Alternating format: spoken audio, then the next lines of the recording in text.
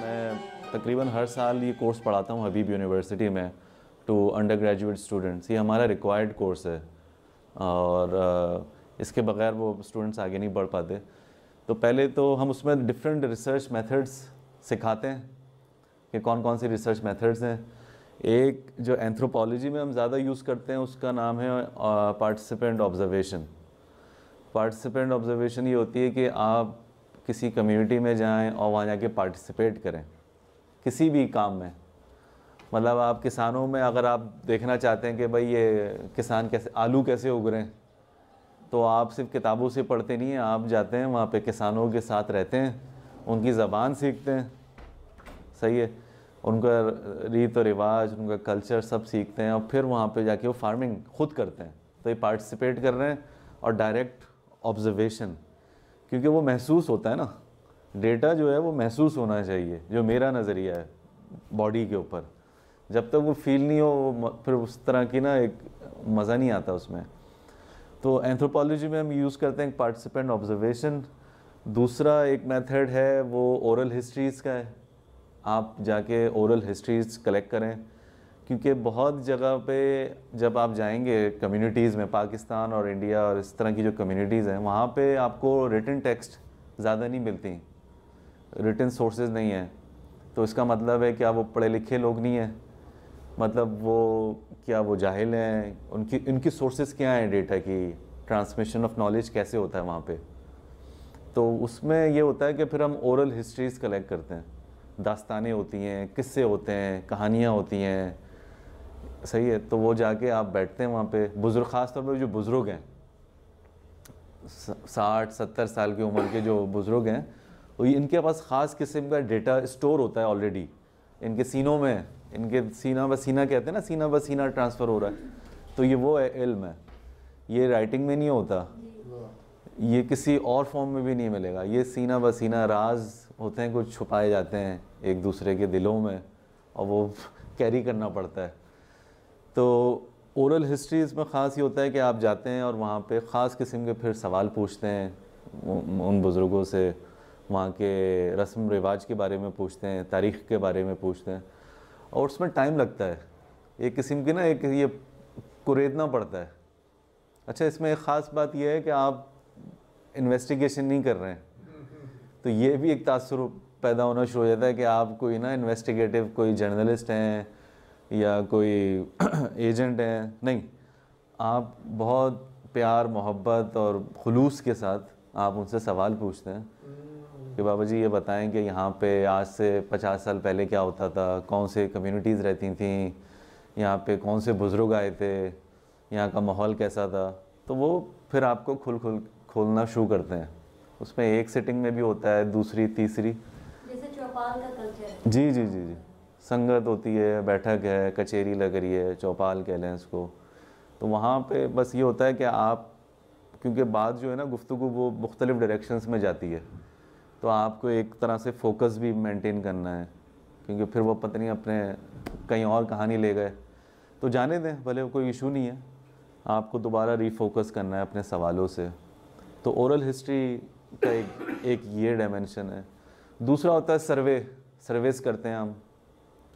हाँ, उसमें क्वेश्चनेयर बना लेते हैं, 10-15 सवाल आपने लिख लिए और फिर एक रैंडम सैम्पलिंग है, सैम्पलिंग मेथड्स होती हैं, कौन सी मेथड्स आपको अप्लाई करनी है। मैं ज़्यादातर जो यूज़ करता हूँ, और सर्वेज़ वैसे यूज़ नहीं करता हूँ क्योंकि उससे कोई ख़ास इन्फॉर्मेशन मिलती नहीं है, लेकिन हम पढ़ाते हैं फिर भी। एक कहलाती है स्नोबॉल सैम्पलिंग। हाँ, जैसे मैं आपके पास आया, आपसे मैंने सवाल पूछ लिए, तैमूर भाई ने बताया कि एक और आप साहब हैं, आप उनसे मिलना। फिर मैं वहाँ चला गया, उनसे मिला, हाँ, उन्होंने कहा वहाँ उनसे मिलना, फिर वहाँ गया वहाँ।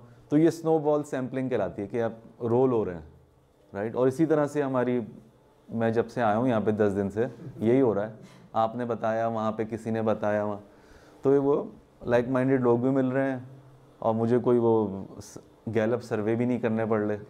तो वहाँ जाके फिर इस तरह से सवाल पूछता हूँ। तो ये कहलाती है स्नोबॉल सैम्पलिंग। एक मेथड है फोकस ग्रुप्स। फोकस ग्रुप्स में क्या होता है, आप मुख्तलिफ स्टेक होल्डर्स को बुला लेते हैं। जैसे सिबिल है, सिबिल में आपने बुला लिया जो सिबिल लगाते हैं अंदरून शहर में, जो बना रहे हैं उनको बुला लिया, सही है। आपने बुला लिया जो वहाँ पे आपके रोज़ पानी भी फराहम कर रहे हैं, उनको बुला लिया।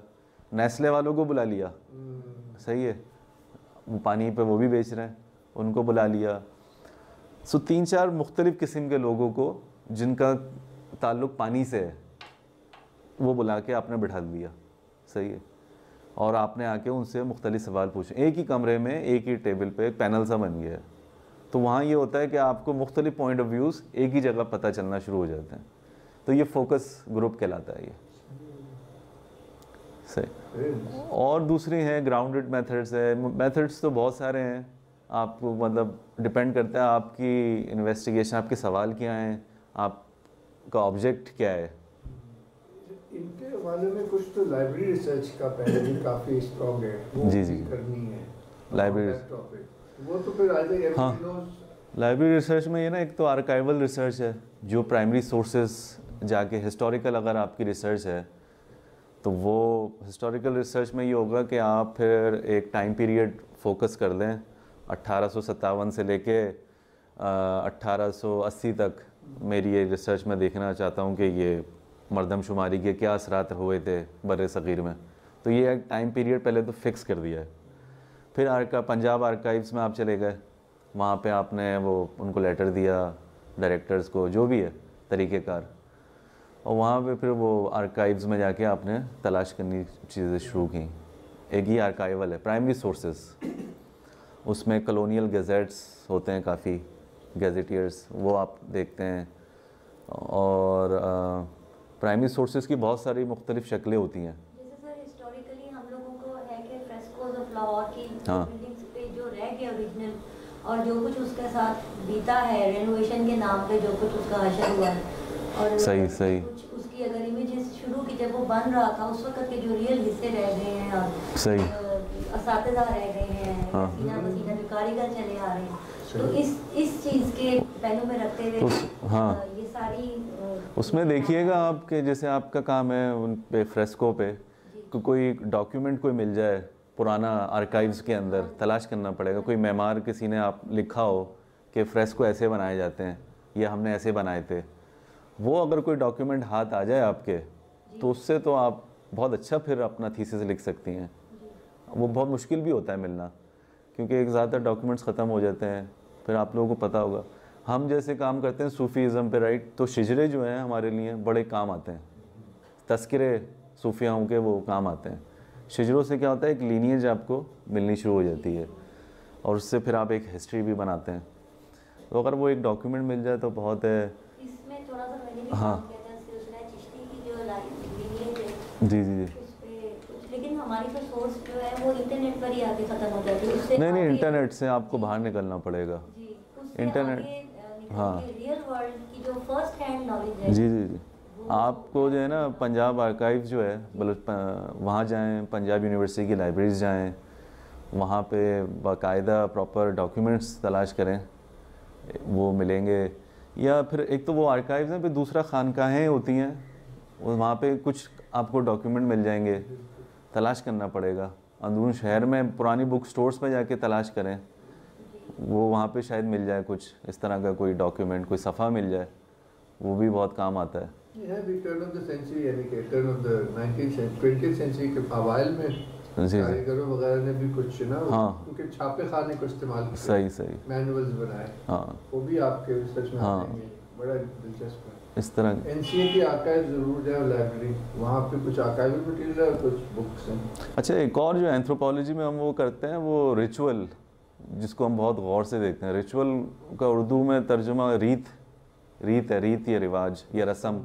हाँ, एक्चुअली रिचुअल वर्ड है वो संस्कृत के वर्ड से निकला है, रीत से वो रिचुअल हो जाता है। राइट्स, हाँ, राइट्स, एग्जैक्टली, हाँ राइट, वो रीत है वो भी। तो रीत मतलब एक रस्म है, एक रस्म चल रही है। वो रस्म भी जो है ना एक आर्काइव का दर्जा रखती हैं। वो बहुत गहरी इल्म है, वो बहुत ज़्यादा, बहुत सारी रस्में हैं हमारे यहाँ की। मतलब जैसे मेरी जो खुद की रिसर्च वो ज़िक्र पर है। ज़िक्र एक बहुत सदियों से एक रस्म चलती चली आ रही है जिससे अल्लाह की याद किया जाता है। ये तो वो रस्म से बढ़ के इबादत है। हाँ, मतलब रिचुअल का जो हम लेते हैं ना एंथ्रोपोलॉजी में, वो राइट्स ऑफ पैसेज है कि आप प्रोफेन वर्ल्ड से निकल के सेक्रेड वर्ल्ड में जाने की कोशिश करते हैं। इबादत की रस्मों में से एक रस्म है जिक्र। जी जी जी। तो इन रिचुअल को बहुत गौर से देखना पड़ेगा कि ये कौन सी रस्में हैं जो ये सिबील वाले कर, सिबील की लगाना एक रस्म है, उसको उससे आप जो है ना एक पानी की बात कर रहे हैं। मैंने जैसे मेरा एक स्टूडेंट था, उसने एक रिसर्च की थी पानी पे, तो वो मैंने उसे नूहे और मरसिए बोला जब आप जाके ना मीर अनीस और दबीर के मरसिए पढ़ें, क्योंकि मरसियों में पानी का बहुत जिक्र है, रिप्रेजेंटेशन पानी की बहुत है कि वो पानी नहीं मिला और प्यासे रह गए, और प्यास और पानी बड़ा गहरा ताल्लुक़ था उसका। तो उसने फिर वो मरसियों से कॉस्मोलॉजिकल उसकी जो सिग्निफिकेंस है पानी की, एक तो वो बनाई, और फिर जो ग्रेजुअल उसकी कमोडिफिकेशन हुई है वो फिर उसने देखी। उसने क्या किया, एक पानी जो दुकान थी जहाँ पे मिनरल वाटर बेचते हैं, वहाँ जाके उसने फिर फील्ड वर्क किया, वो भी किया। वहाँ जाके वो फिर अच्छा एक पंजाब कॉलोनी है वहाँ पे, वहाँ जाके ना गरीब लोग आके वो पानी भरते हैं बगलों से पीने का। तो मैंने कहा तुम उनको फॉलो करो, उनके डब्बे उठा के ना उनके घर लेके जाओ पानी के, तुम्हारे बंगले से लेके जाते हैं ना, पानी भरो लेके जाओ उनकी बस्तियों में, अब फील करो उसका वेट, क्या मेहनत होती है, क्या मुशक्क़त है, क्या परेशानियां हैं, तो तुम्हें फिर फील होगा कि इन। आपने बड़ा अच्छा पॉइंट निकाला है। जी जी नहीं कि पानी का ताल्लुक मुशक्क़त से है, जो सबसे पहले हम एविडेंस हिस्ट्री में देखते हैं। जी जी जी, वो हज़रत हाजरा अलैहिस्सलाम जी एग्जैक्टली, और उनका एरिया हाँ रगड़ना, मतलब मुशक्क़त, तकलीफ, कुर्बानी, बिल्कुल ये सारी है। मरसिया और नोहा आपने जिक्र किया, हाँ बला, एग्जैक्टली, वो भी पानी से डिटैचमेंट है, पानी का मिलना या हाँ, उसकी डिटैचमेंट, उसका हाँ, दूर जाना, दोनों ही इंसान के लिए हाँ, मुशक्क़त से हासिल की जाती है। और बिल्कुल ऐसे ही है उसका वो जो एसेंस है, उसका रूहानी एसेंस जब तक मेरा ख्याल नहीं आता।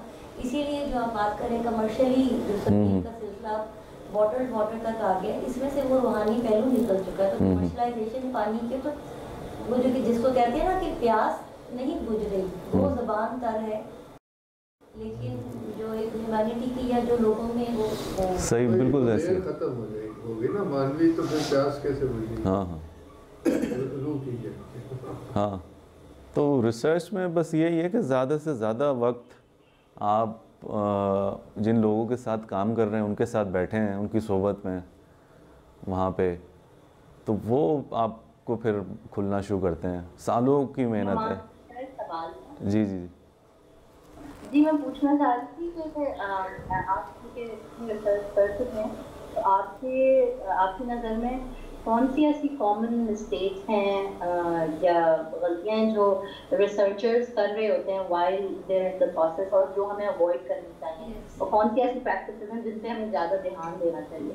जी जी, एक तो मेरी मैं जो मशवरा देता हूँ बच्चों को वो यही कि सब आप फील्ड में जाएं और फील्ड से आने के बाद आप नोट्स लिख लें ज़रूर उसके ना, रात में सोने से पहले जितना हो सके आप टाइप कर दें उसको।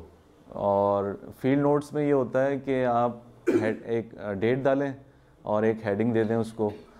डेट से ये होगा कि वो एक क्रोनोलॉजिकल ऑर्डर में रहेंगे आपके नोट्स।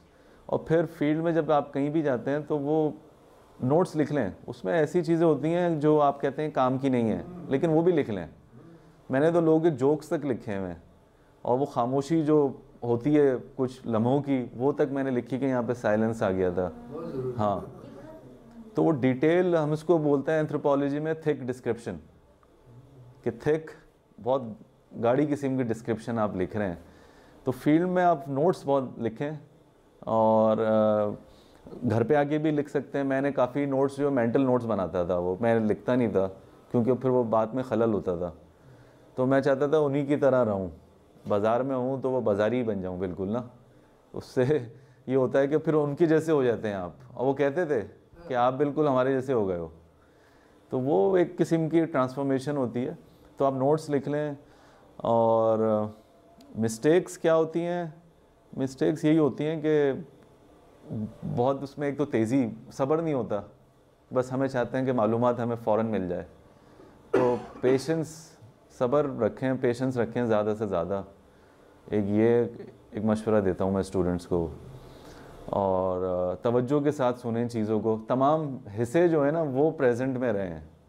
ये एक ख़ास किस्म की वो है मशवरा कि आँखों से जो देख रहे हैं आप, कानों से सुन रहे हैं, नाक से सूंघ भी रहे हैं और महसूस भी कर रहे हैं। तमाम महसूसात, एहसासात को आप जहाँ पे हैं फील्ड में वहाँ पे रहें। ये ना हो कि देख रहे हैं दिमाग कहीं और है, घर पर है, नहीं, तवज्जो को पूरी वहाँ लेकर आएँ। अच्छा, हमारे स्टूडेंट्स क्या करते हैं, वो जब फील्ड में जाते हैं ना, ज़्यादातर वो आँखों को प्रिविलेज देते हैं, क्योंकि आँखों से वो एक साइट है ना, वो बहुत, it's a very dominant sense in our self. तो मैं कहता हूँ वो, अच्छा वो फिर लिखते हैं, वो एक किस्म की लिस्ट बना देते हैं कि मैंने कंप्यूटर भी देखा and the table was here and there was a photograph on the wall and people were walking. तो मैं कहता हूँ ये लिस्ट बन रही है, तो मुझे लिस्ट नहीं चाहिए, लिस्ट ऑफ थिंग्स नहीं चाहिए। I want description, detail description of feelings, of emotions as well, कि वहाँ जाके पार्क में अब जाते हैं तो वहाँ क्या फ़ील होता है। तो यू नो वो सुकून है, वो खामोशी है, या वो फ्रेशनेस आ रही है, वो तमाम चीज़ें को आप देखें। तो being present fully in the field is one of the good quality of a researcher. Any other question? अभी मैं अभी जवाब दे सकता हूँ अगर आप लोगों के पास है। आप लोगों के कुछ प्रोजेक्ट्स मैंने डॉक्टर साहब को बताए हुए, तकरीबन आधे अच्छा। बताए हुए। हाँ हाँ, तो एक दो, हाँ एक दो जो नहीं बताया, जो ज़रा यहाँ पे मौजूद है, फ़र्क है वो इनका अर्बन प्लांटेशन, फॉरेस्टेशन, अच्छा अच्छा, अडॉप्टिंग अ पार्क, इस तरह का है। राइट, वो काफ़ी एक हाँ, हाँ। कम्युनिटी एंगेजमेंट भी शायद ज़्यादा होगी, और दूसरा रिसर्च ऑन प्लांट मटेरियल जो कि अप्रोप्रिएट हो, और क्या उसकी थीम हो, क्या उसकी टेक्निक हो, राइट। वो मैं उस तरह से एंथ्रोपोलॉजिकल शायद नहीं है। हाँ नहीं कर रहे हैं, अब तो एंथ्रोपोलॉजी इन्वायरमेंट के ऊपर भी काम कर रही है। हाँ इंटरसेक्शन है जी जी, एंथ्रोपोसीन और पूरा इन्वायरमेंट, इकोलॉजी, इस पे थोड़ी सी रोशनी डालें, क्योंकि वो इन लोगों के लिए हाँ, काफी मेथड्स के हवाले से या ये आपने थियरी। जुमले के हैं, आप हाँ, थोड़ा तो ये हमारे एंथ्रोपोलॉजी सब कुछ लिख रहे हैं। एक बुक है हाउ फॉरेस्ट थिंक्स, कि फॉरेस्ट या पौधों में भी एक किस्म की रूह होती है, क्योंकि मॉडर्निटी ने क्या किया, फॉरेस्ट या तमाम अशिया को जो है ना उन्होंने बिल्कुल बेजान कर दिया। आपने बेजान कर दिया तो फिर एक्सप्लॉइट करने का आसान तरीका बन गया। बहुत अच्छा पॉइंट है ना। हाँ, एक्सप्लॉइटेशन। तो earth is there to for you to exploit and to extract fossil fuels. और जहाँ ये दरख्तों से तो नेचर से तो बिल्कुल ही वास्ता तोड़ दिया ना। और जबकि वो रिलीजियस ट्रेडिशन कह रहा है कि हर दरख्त जो जिक्र कर रहा है, ज़मीन आसमान का फर्क। हाँ, कनेक्ट हुआ हुआ है सेल्फ से। मतलब अगर आपकी हिस्से इतनी मजबूत हो ना तो आपको वो नज़र आएंगी, आपकी वेन्स पौधों के दरख्तों के अंदर जुड़ी हुई। आप डिटरमिन नहीं कर सकते कि ये मैं हूँ, ये वो है, मैं हूँ वो एक ही हैं। कनेक्शन, हाँ बिल्कुल, दरख्त से तशबीह दी जाती है हमारे यहाँ वजूद को और उसकी परवरिश को, कि आप ट्रिम करते रहें अपनी पुरानी शाखें। कि वो जैसे वो नेचुरलिस्ट, मतलब जो ज़्यादा लोग इस तरह के हैं वो जाके हग्स करते हैं, जो बहुत बड़े बड़े दरख्त हैं। हाँ हाँ, थोड़ा उनमें जाके ये हाँ। उसका एस्पेक्ट है स्टडी करने का। अच्छा, एक मैं मिसाल दे देता हूँ मैं अपने ज़ाती। उसमें हमारे यहाँ पुराना घर था हमारा, वहाँ पे एक जामन का दरख्त होता था, सहन में लगा था। तो वो पुराने जो घर होते थे वो उस पर ये रहता था कि हम बच्चों को ये कहते थे कि इस पर साया है किसी का, कोई बुज़ुर्ग रहते हैं तो उसको तकलीफ़, कोई करीब नहीं जाना, कुछ नहीं करना। तो वो एक उसकी बड़ी प्रेजेंस थी। एक तो वो बहुत बड़ा भी था, उसके फल भी बहुत आता था, और एक किस्म की एक सेक्रेडनेस कायम थी। So it was not just a natural object for us, it was also a sacred entity. सही है। फिर वो जैसे फैमिली बढ़ती गई, दरख्त कट गए, घर दूसरे किस्म के बन गए, लेकिन वो दरख्त कटने से पहले कहीं और भी बीज बो दिए थे, फूफो के घर बो दिए। लेकिन वो कटने से ये हुआ कि जब भी घर में कोई परेशानी आती थी, हमारी वालदा यही कहती थी कि ये ज़रूर हमने दरख्त काटा, इसकी वजह से होता है। सही है। अब वो भले नहीं है, लेकिन एक सोच है कि ये इसकी वजह से हुआ है। क्योंकि वो भी पता नहीं कितनी हाँ, घर है ना, कितनी एग्जैक्टली, घर है वो। बहुत। ये एस्पेक्ट भी फिर देखना चाहिए कि चीज को परसीव, हमने तो कुरान हदीस तक तो बात की थी, मगर ये और जो लोकल, मिथिकल, हाँ, बहुत मिथिकल डायमेंशन जो है। और फिर हमने फिर क्या किया, मेरी वालदा ने वो बीज वहाँ से लिया फूफो के घर से, फिर वो अपने घर में दोबारा, वो आज भी हमारे घर में, वो हमारे घर का एक फ़र्द है। वो हम सब उसको रोज़ देखते हैं, मैं जाने से पहले ऑफिस देखता हूँ उसको, वापस आता हूँ, तो एक फ़र्द की तरह है वो, लिटरली एसोसिएशन बहुत गहरी है। बचपन से भी देखा हाँ, है उसके साथ। बचपन से वो हमारे साथ ही वो परवरिश पा रहा है वो। Ideas भी attached हैं इसके साथ। हाँ, वो एक बुज़ुर्ग भी है, वो बच्चा उसका, तो अब कहीं भी जाएंगे वो हमारे साथ साथ रहेगा इंशाल्लाह। तो ये एक जो familial mythical relationship with plants है ना, उसको आप देखें। हम बलूचिस्तान जाते हैं, वहाँ पे मज़ारात वो दरख्तों के, छती दरख्तों की बनी हुई है, पूरे ऐसे डोम बने हुए हैं दरख्तों के। तो सेक्रेडनेस ना, बबूल के, संदल के, उसके सब, तो बड़ी सेक्रेडनेस है दरख्तों में। तो आई थिंक आप वो ख़ुद भी प्लांट करती रहें, और ये मिथिकल जो एस्पेक्ट्स है ना, ये एक तरह से वो कंट्रीब्यूशन हो जाएगा to our depleting consciousness of things. हाँ, क्योंकि साथ में मेरा कुछ पढ़ने का भी, या ऐसे, या चाहे नेट पे हो, ब्लॉग हो, कुछ उसका इस तरह सा भी हो ना, रिटन साइट पे। इकोलॉजी पे मैं शेयर कर सकता हूँ बुक्स आपके साथ, रीडिंग लिस्ट भी है एक। हाँ, अर्थ बीइंग्स करके एक एंथ्रोपोलॉजिस्ट हैं, अर्थ बीइंग्स के अर्थ। हाँ, वो ये जो लार्जर वैसे होगी, बहुत यूजफुल होगी। एक पर्टिकुलर स्टडी काफी फेमस हुई थी 70s 80s में, वो है the secret life of plants. वो बड़ी रीडेबल है, ले पब्लिक के लिए बहुत। हाँ, मुख्तलिफ लोगों के उसमें बिल्कुल एक्सपेरिमेंट्स और वो फाइंडिंग्स हैं। अरे पानी पे भी बड़ी अच्छी एक हमने स्टडी, एक अभी आए हुए भी थे एंथ्रोपोलॉजिस्ट, वो इंडिया से हैं, दिल्ली में उन्होंने फिरोज शाह कोटला, वहाँ पे उन्होंने काम किया। तो एक वो दरिया बहता था, उसको बड़ी मुकद्दस दरिया था, उस पर लोग ना आके अपनी मन्नतें मांगते थे, लेकिन वो अब 150-200 सालों में वो बिल्कुल गंदा नाला बन गया। तो वो उसने उस ट्रांसफॉर्मेशन को पढ़ा कि इसकी सेक्रेडनेस किस तरह से ख़त्म होके वो। हमारा एक और ग्रुप है जिसका मैंने जिक्र नहीं किया, वो है रावी। अच्छा, हाँ, सालों से इस शहर में भी वो प्रोजेक्ट एनजीओ और गवर्नमेंट सेक्टर में बस चल रहा है, मगर एट स्मॉलर लेवल हमने वो स्टडी करेंगे, वो यही फिनोमेना हो जाता है। हाँ, तो नेचर के ऊपर आप उस तरह की ना लोकल जो मिथिकल स्टोरीज़ हैं, जैसे बताया साया होता है, साया से क्या होता है, वो एक प्रोटेक्शन भी मिल जाती है, एक रिलेशनशिप हमारी नेचर के साथ डिफरेंट किस्म की है। ये वाली नहीं है कि आपने जो वेस्ट में होती है कि इससे ऐसी लकड़ी मिलेगी और लकड़ी से हम टेबल बना लेंगे, नहीं भाई, ये तो हमारे घर का फ़र्द है और ये बुज़ुर्ग की हैसियत इख्तियार करी हुई है। ये जो मिथिकल कह लें, ये मतलब वेस्ट में भी जो बची है वो थ्रू फेरी टेल्स है। हाँ, वो अमूमन फॉरेस्ट, ट्रीज, इनका मस्कन ये दरख्त और ये पौधे ही माने जाते हैं ना, या लेक्स एंड ये झरने। बिल्कुल, ये पूरा एक शोभा है। ये मॉडर्निटी ने उसको वो डिसेंक्टिफाई कर दिया है, उसका तकद्दुस हर चीज़ का ख़त्म करके उसको बस एक किस्म का मटेरियल फॉर्म कर दिया। इंसानों के साथ भी ऐसी किया, इंसानों की जो तकद्दुस है वो माइनस कर दिया, तो एक बस वो जिस्म रह गया।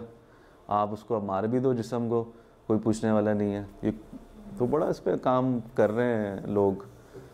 तो सेक्रेडनेस होनी चाहिए इसमें। जो स्टोरीज होती हैं, जैसे हम बुरे वाला में हमारी पोस्टिंग थी, तो बहुत पुराने रेस्ट हाउस में हम ठहरे थे, कायद आज़म भी वहाँ ठहरे हुए थे और नेहरू भी। वहाँ एक बहुत बड़ा खूबसूरत सा दरख्त था, इतना बड़ा, उसका तना इस कमरे से भी बड़ा। उसके बारे में कहती थी इसके ऊपर ना कोई चढ़े ब्लाइंड हो जाते हैं या कहनी ना तोड़े। और हमारे पास आई थोड़े दिनों के लिए, तो उनके ख्वाब में बुजुर्ग खड़े हुए ना, तो वो उनको सूरत पड़ी ये कोई नुकसान ना पहुँचाए। हाँ, एग्जैक्टली। उसमें आप जरूर शामिल कीजिएगा। नहीं, हाँ, इसको ये कह देते ना सुपरस्टिशंस हैं, ये ऐसी हैं रैशनल, लेकिन नहीं, इसका बड़ा एक मकसद होता था अब पता चलना शुरू हुआ कि इससे तो नेचर भी प्रोटेक्ट होती थी। इंसान की जो एक वहशियाना जुल्म से, तसल्लुत से नेचर, दरख्त बचता था। बिल्कुल, एग्जैक्टली। चरिंद परिंद हैवानात सब उस पे रहते हैं, पूरी कायनात बन जाती है वो तो दरख्त। और जी किसी का सवाल ऑनलाइन? जी मैं पूछना चाहती थी नुमान साहब, जब आपने पार्टिसिपेंट ऑब्जर्वेशन की बात की थी, तो जब आप कम्युनिटीज़ में जाते हैं, आप क्या उन्हें पहले से बता देते हैं कि मैं यहाँ पे किस मकसद के लिए आया हूँ? Because you tend to see a lot of people के वो they will become a part of something to research, पर कई दफा कम्युनिटीज़ को पता नहीं होता है कि वो किस मकसद के लिए वहाँ पर है। जी जी। तो यू सजेस्ट कि हम पहले बताएं? राइट। कम्युनिटी में वो होती है एक्सेस पॉइंट्स क्या हैं आपके ना, किसी भी आप नई कम्युनिटी में जाते हैं, so you have to figure it out which is the right way of entering into the community. ऐसा ना हो कि जो कम्युनिटी के आउटकास्ट हैं आप उनके थ्रू जाना चाह रहे हैं तो फिर और कम्युनिटी ना आपको आनी ही नहीं देगी, तो वो तरीका सही नहीं है। आई थिंक उनको बताना चाहिए बिल्कुल। हमने, I can give you a concrete example, we are doing a project in Lasbela Balochistan. So हमने वहाँ की लोकल यूनिवर्सिटी से कांटेक्ट किया और वहाँ के जो मकामी लोग हैं उनसे रब्ता करके बताया कि हमारा प्रोजेक्ट है, हम यहाँ की सेक्रेड हिस्ट्री, जोग्राफीज़ देखना चाह रहे हैं। तो वो जो लोकल जो विलेज एल्डर्स कह लें, उनसे फिर हमारा एक ताल्लुक़ बन गया। तो उनको बताना पड़ता है क्लियरली कि इसका मकसद सिर्फ तहकीकी है या इल्मी है और कोई सियासी मकासद नहीं है। हम यहाँ पे किसी को फ़ायदा नुकसान पहुँचाने नहीं आए, हम लर्न करेंगे। So identify some focal person in the community. वो फोकल पर्सन कौन हो सकता है? वो या तो लोकल हिस्टोरियन भी हो सकता है जो लोकली लिख रहा है, या कोई सहाफ़ी है, या कोई अदबी आदमी है, उस तरह से आप कर सकते हैं। Then through that person you can actually connect with many other people. ये बड़ा अहम पॉइंट है। हाँ, थैंक यू। मैंने ये सवाल इसलिए किया था क्योंकि एक तो मैंने अपनी प्रैक्टिस में भी यही देखा था, प्लस मैं एक एजुकेशनिस्ट के बारे में पढ़ रही थी अफगानिस्तान में, तो उनका वो कुछ I just wanted to share this कि वो कई सालों तक ट्राई करती रही to make an impact within the community, और जब तक उन्होंने वहाँ के एल्डर्स और वहाँ के कम्युनिटी मेंबर्स को शामिल नहीं किया, राइट, कुछ हुआ नहीं है। This was under the Taliban regime. तो तब भी उन्होंने इवन कुछ तालिबान के जो लीडर्स थे या कुछ वो जो उन्हें लग रहा था ये उनके मेंबर्स हैं, उनको भी शामिल करना पड़ा, उनकी भी इनपुट लेनी पड़ी just to make an impact within the community, right. And she had to take on this responsibility. हाँ, but I mean यहाँ तो different है. We are not, I mean the point is not to make an impact in the local community here, क्योंकि वो यहाँ तो actually we are trying to learn on our own. ज़्यादा impact की ज़रूरत हमें, उन्हें नहीं है जो सिविल लगा रहे हैं या दरख्तों को वो एक किस्म का मुकद्दस मकाम दे रहे हैं। हम जैसे पढ़े लिखे और मॉडर्न लोग जिनके यहाँ ये, तो हमारी तो कोशिश होती है हम उनसे सीखें, और ये उन्हें पता हो जाता है क्योंकि वो मिलने से पता चल जाता है। जब हम हिंदुओं के मंदिर जाते हैं तो वहाँ पे ये नहीं होता कि इन्हें कन्वर्ट करना है या कुछ नहीं, वहाँ जाके हम कहते हैं हमें अपनी कॉस्मोलॉजीज़ आप सिखाएं, बताएं, अपने रिचुअल्स में हमें पार्टिसिपेट करवाएं। तो वो भजन में भी ले जाते हैं, मंदिरों में भी ले जाते हैं। So you our intentions has to be very clear.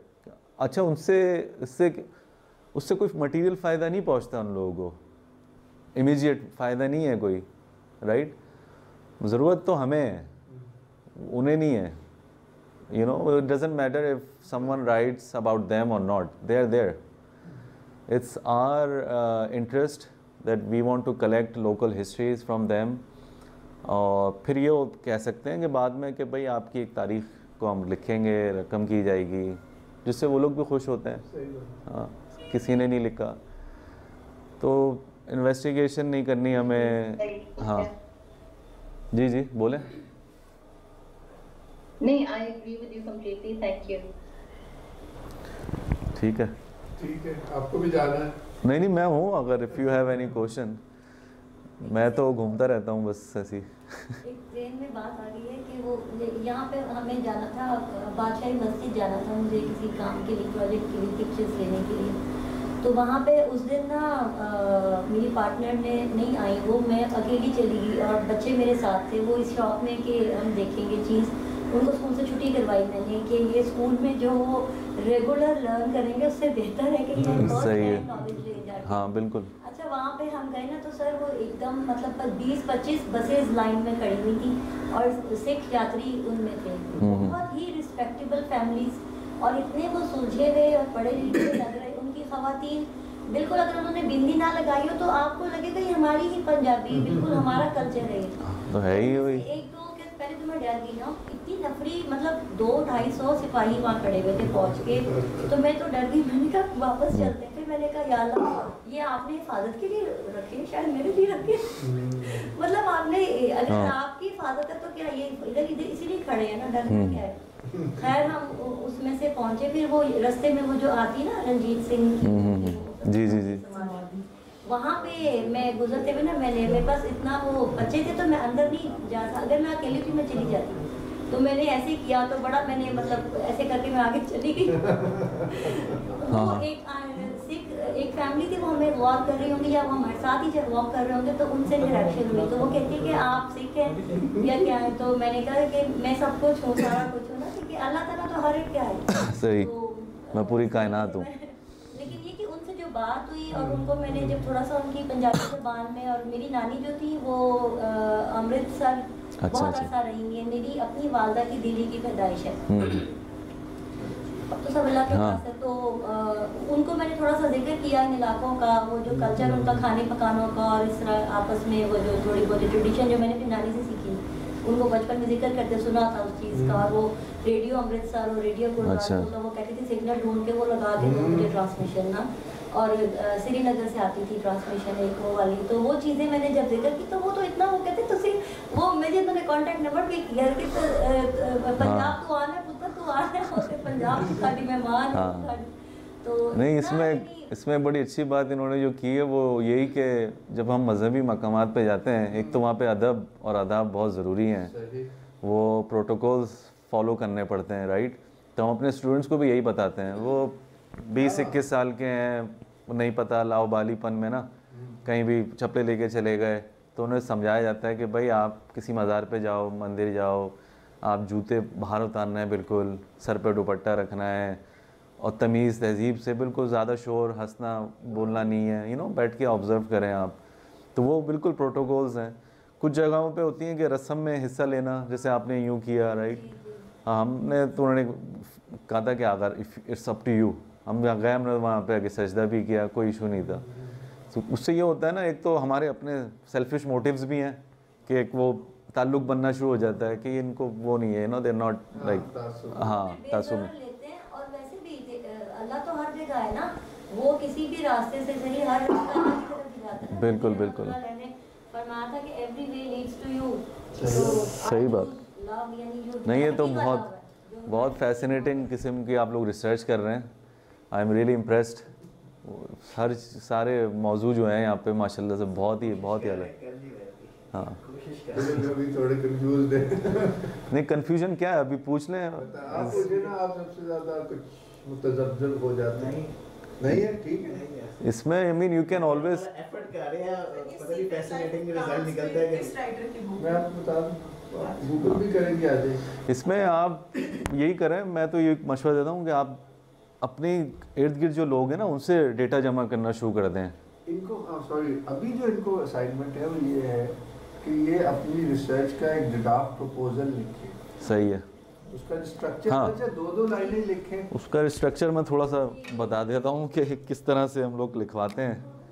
पहले तो टॉपिक तय कर लें, उसका एक टाइटल रख लें।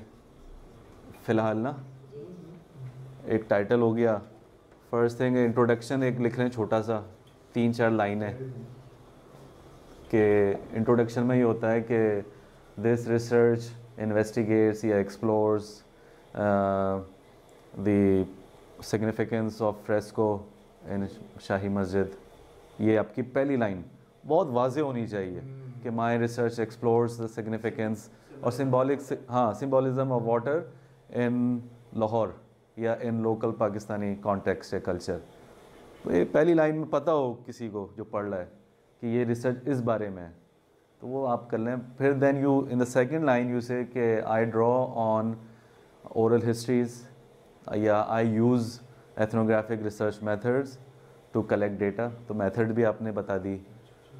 तीसरी लाइन कर लें योर आर्ग्यूमेंट, आप क्या दावा कर रहे हैं उसमें कि माई हाइपोथेसिस जिसको बोलते हैं, आई आर्ग्यू के water has become a commodity in local, ये आर्ग्यूमेंट है। छोटी सी आर्ग्यूमेंट ये हो कि ज़्यादा वसी भी ना हो कि मॉडर्निटी को भी चैलेंज ना करें, छोटा रखें, सिंपल हो। सही है, इंट्रोडक्शन में ये चीज़ें आ गई। फिर सवाल हो research questions, what are your research questions. हाँ, मैं उसमें 3 सवाल रख लें कि हाउ पीपल परसीव्स लोग प्लांट्स इन पाकिस्तान। उनको हमने वैसे किसका वो दिया हुआ है। अच्छा, ये दिया हुआ है नहीं कि इस जो बेसिक थीम्स का दिया हुआ है। अच्छा, ठीक है, मैं ऐसी एक मिसाल ही दे रहा हूँ। ठीक, बड़ा बेहतर। रिसर्च क्वेश्चंस हो 3 कर लें आप। और हमने दिया हुआ है कि ट्रेडिशनली कैसे देखा जाता था और अब कैसे देखा जाता है। अच्छा, both historically and meaning wise and ठीक है। हाँ सही है, इस तरह से देख लें आप। सेकंड क्या है, परसीव प्लांट्स। सेकंड क्या है, ये एक मैं वैसी मिसाल दे रहा था कि हाउ पीपल परसीव प्लांट्स और हो गया ना कि ट्रेडिशन में कैसे देखा जाता हाँ, था। अब उसकी क्या है, हाउ। हाँ इससे कॉन्क्रीट बात हो रही ना तो जी। और उसके बाद रिसर्च क्वेश्चंस आ गए। एक वो भी बना लें, रैशनल कहते हैं हम जिसको, मकसद क्या है इस रिसर्च का। इसमें मैंने शेयर किया था अभी, अच्छा है कि इनकी रिसर्च का मकसद फिर it's a design of a project. अभी आपसे भी सवाल है कि अभी हमने कहा है कि एक ही चीज़ होगी, पहले आप रिसर्च करेंगे फर्स्ट टर्म में, सेकंड टर्म में आप या थर्ड टर्म में आप प्रोजेक्ट डिज़ाइन करेंगे। जी, और लास्ट टर्म में आप उसको इम्प्लीमेंट करेंगे। हाँ, ये this can be part of one report और 2। नहीं, 1 रिपोर्ट से rational is mostly of the topic.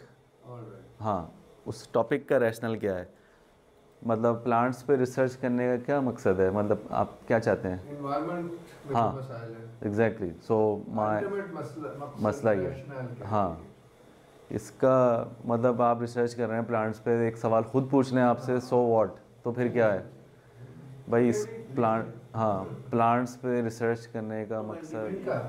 हमारी जो 4 बड़ी थीम्स है ना, एनवायरमेंट, एजुकेशन, तो वही कह रहा हूं, एनवायरमेंट अल्टीमेटली हम ये नहीं देखेंगे कि उसको एज अ कमोडिटी क्यों।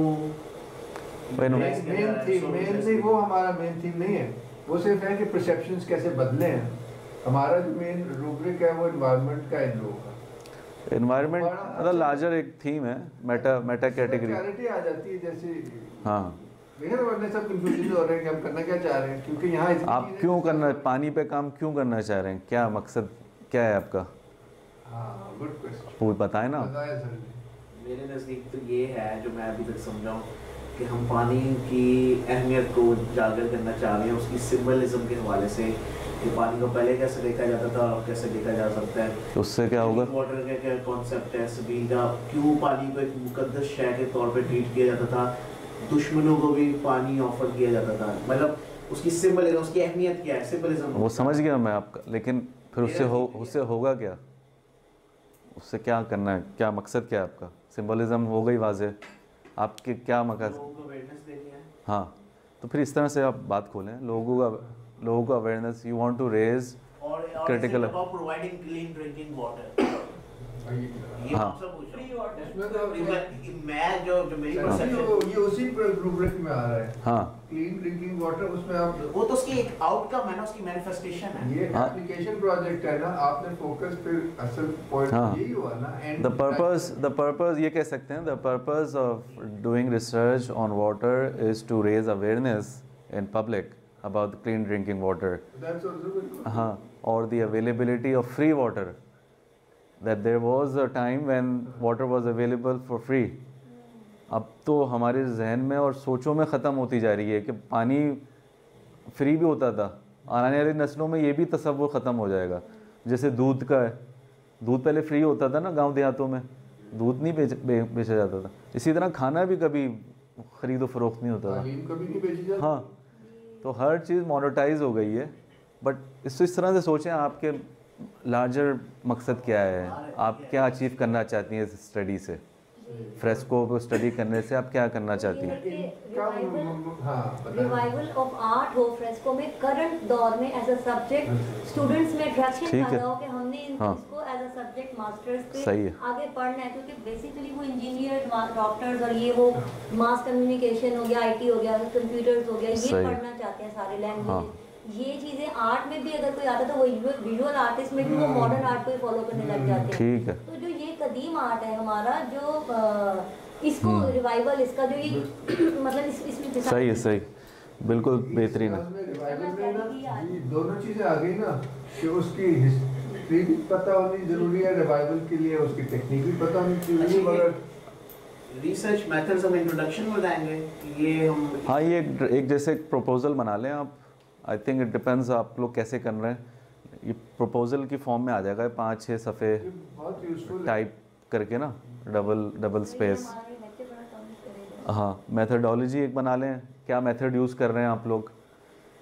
आप जैसे पार्टिसिपेंट ऑब्जर्वेशन खुद कर रही हैं, आप दरख्त लगा रही हैं, शजरकारी कर रही हैं, सो आप क्या कि I am using participant observation, I am going to plant trees in this park, और उससे मैं डेटा जो है उससे पहले जो लाइब्रेरी सर्च करेंगी सारे मेथड्स पे लिख देंगी ना, जो मेथड्स, रिसर्च मेथोडोलॉजी, सब इंटरव्यूज, हाँ, सब कम्युनिटी एंगेजमेंट। हाँ, हम लोग बोलते हैं सेमी स्ट्रक्चर्ड इंटरव्यूज़ कर लें आप।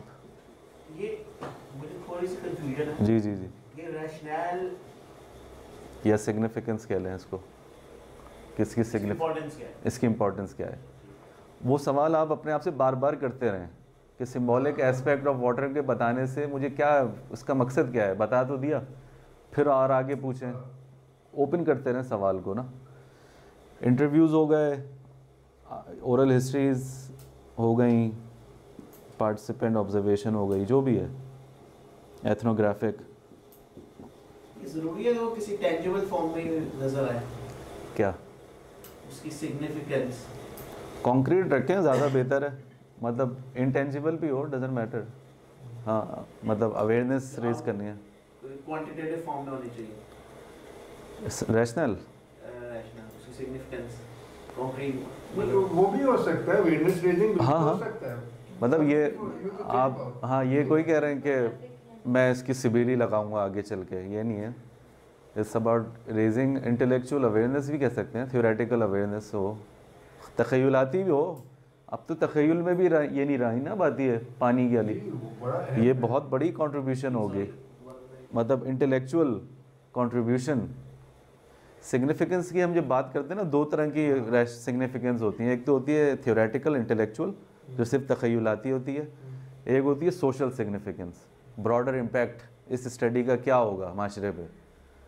अब इनके केस में ये मकासद यही है कि माशरे पे असर हो, मगर थ्रू दिस कॉन्क्रीट सबील जो कि आपकी प्यास और सेहत का भी ख्याल कर रही है। क्या नेस्ले जो है दोनों है ना, फ्री पानी बेच देगा, क्या नेस्ले अपनी सिबिलें लगा के फ्री पानी बांटेगा, या इससे ये इम्पैक्ट है, या सिर्फ ये इम्पैक्ट है कि आप एक इंटेलेक्चुअल एक्सरसाइज है ये।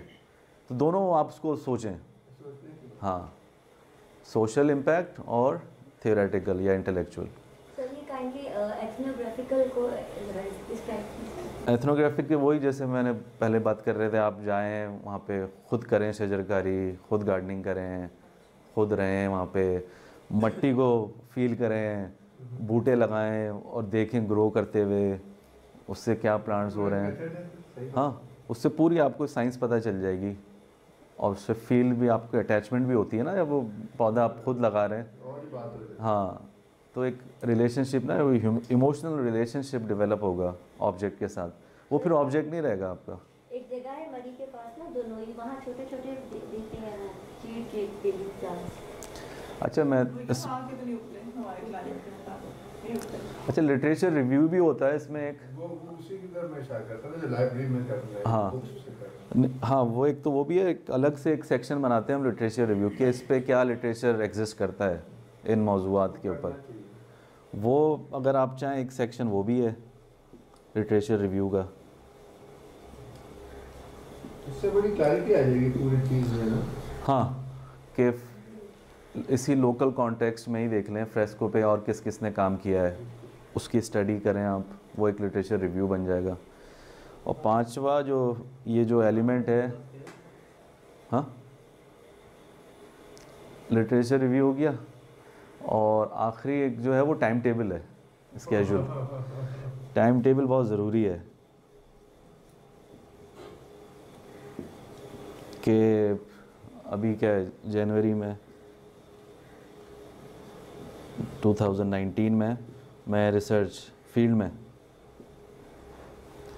सही है, इसी तरह फरवरी का बना लें, मार्च, एक प्रॉपर जितना टाइम बचा है उसको टाइम टेबल बना लें आप, और उसको फॉलो करें स्ट्रिक्टली कि इस महीने रिसर्च है, इस महीने में डेटा एनालिसिस है, इसमें जाके मैं राइटिंग करूँ।